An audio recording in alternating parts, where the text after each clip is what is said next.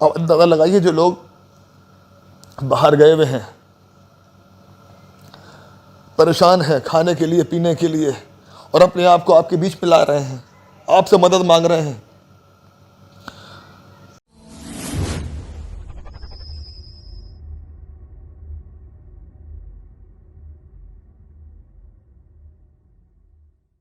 देखकर लोगों को भी है ना आश्चर्य हो रहा है कि एक तरफ खाने को पीने को नहीं है, वहाँ दुकानों को है ना सीमित टाइम तक खोला जा रहा है। उनसे कहा जा रहा है कि आप सुबह 8 बजे से 12 बजे तक ही दुकान खोलेंगे और अपना काम करेंगे, लेकिन शराब जैसी चीज़ को आपने खोल दिया गया है पूरी तरीके से, जहाँ पर लाखों की तादाद में लोग पहुँच लाइन में पहुँच और वहाँ पर एक दूसरे के पीछे लाइन में लगकर सोशल डिस्टेंसिंग को तार तार करके, और वहाँ पर जो है किस तरह का आलम नज़ारा नज़र आ रहा है, उस चीज़ को देखने में भी है ना डर लग रहा है कि क्या क्या आलम होगा अगर इस तरीके से हालात रहेंगे। तो इन चीज़ों पर जहाँ खाने को नहीं मिल पा रहा है आदमी को, वहाँ आपने दूसरी तरफ शराब के लिए खुली छूट दे रखी है और लोग जा भी रहे हैं।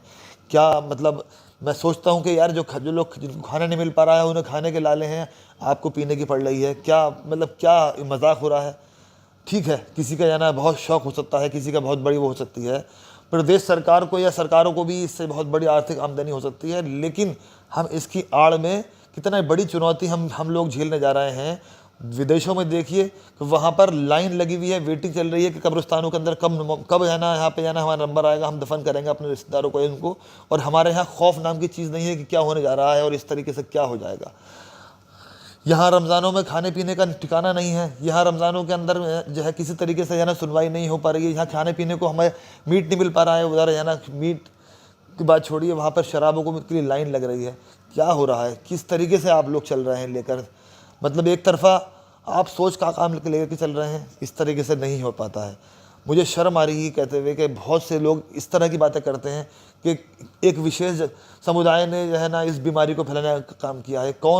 मैं ये कहता हूँ कौन शख्स वो होगा जो इस बीमारी को अपने अंदर लेना चाहेगा।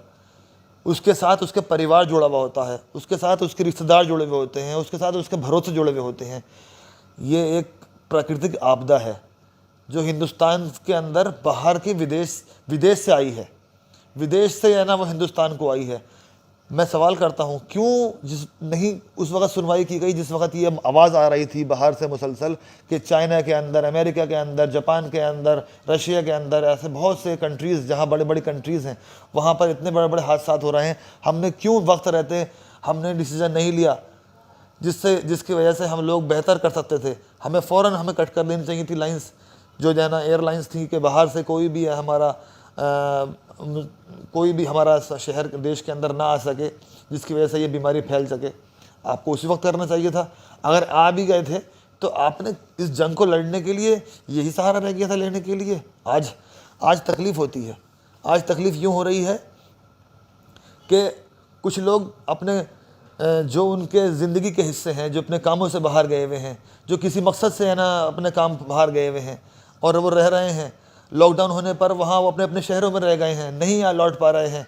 काम मजदूर हैं, मजदूर के अलावा भट्टे वाले हैं, कर्मचारी हैं, और बहुत से ऐसे भाई लोग हैं वो बाहर रह गए हैं। शादियों में गए हुए थे लोग, शादियों में अपने अपने घर जो रिश्तेदारियों में गए हुए थे वो नहीं लौट पा रहे हैं। तो उनको लाने के लिए हम लोगों को फ़िक्र करनी चाहिए थी। उन लोगों को किस तरह लाएं, किस तरह हम वो वहाँ तक आएंगे, उस पर बात करनी चाहिए थी, ना कि आपस में ही लड़ाने की बात करनी चाहिए थी। बहुत से लोग और मकसद से पढ़ने के लिए बाहर गए हुए थे बच्चे, उनको लाने की बात करनी चाहिए। और बल्कि मुझे तो कल अफसोस हुआ ये सुनकर, और अफसोस नहीं है, मुझे बेपनाह तकलीफ़ है इस चीज़ के लिए।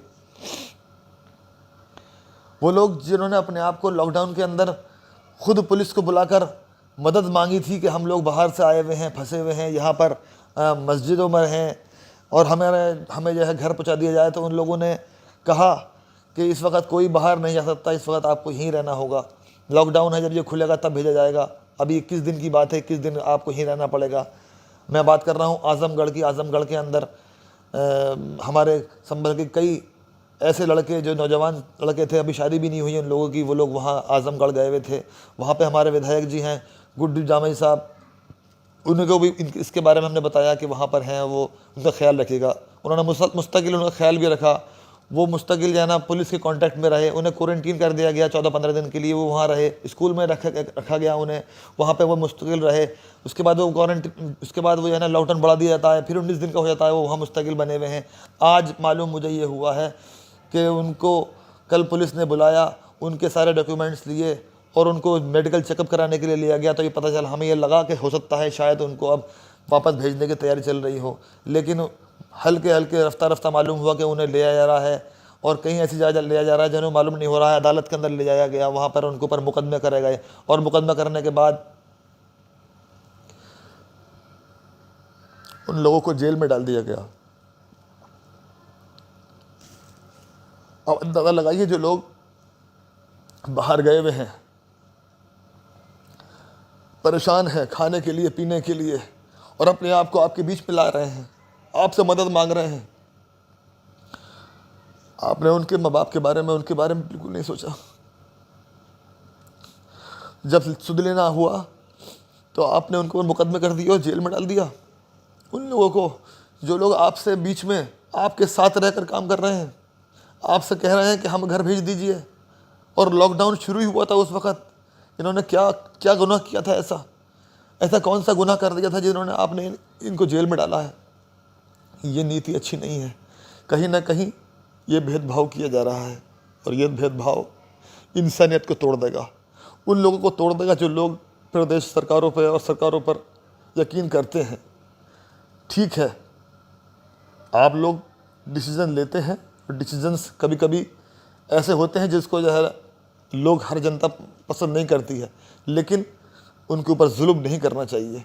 ये जुल्म है, और ये जुल्म इंसानियत को ख़त्म कर देगा। मैं आप लोगों से, ख़ास तौर से हमारे मुख्यमंत्री जी से और प्रधानमंत्री जी से अपील करता हूँ कि जो लोग आपके सहयोग करने के लिए बाहर आते हैं और चाहते हैं कि उनको संरक्षण मिले, पुलिस द्वारा संरक्षण मिले, सरकार द्वारा, उनके ऊपर ये जुल्म ज़्यादती न करी जाए, उनको वापस उनके घर भेजा जाए, जेलों में डाल दिया जाएगा, उनको मुकदमे लगाए जाएंगे। आजकल अदालतें बंद पड़ी हैं,